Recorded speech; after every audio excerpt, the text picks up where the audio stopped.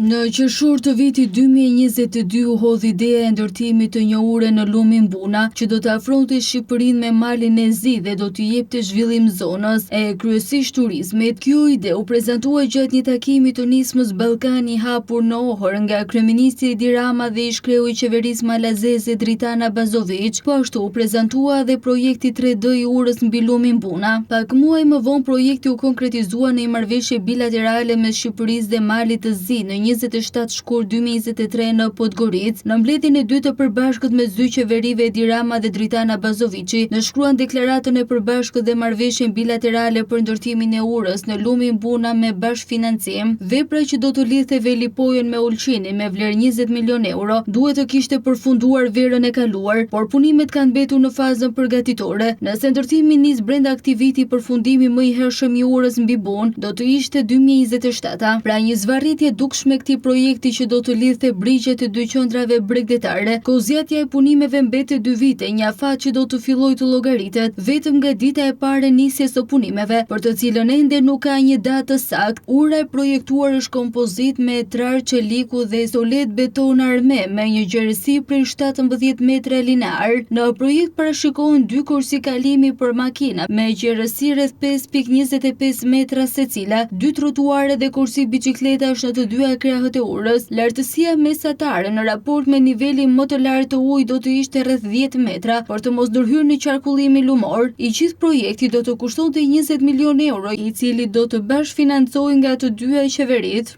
Edhe pse hyrja në fuqi e marrëveshjes është një hap përpara, projekti për urën Velipoj Ulqin mbetet ende në fazë përgatitore me shumë hallka burokratike përpara. Pra kjo situatë tregon se ndërtimi i urës mbi lumin Buna është një premtim i pambajtur, i mbetur në një projekt 3D.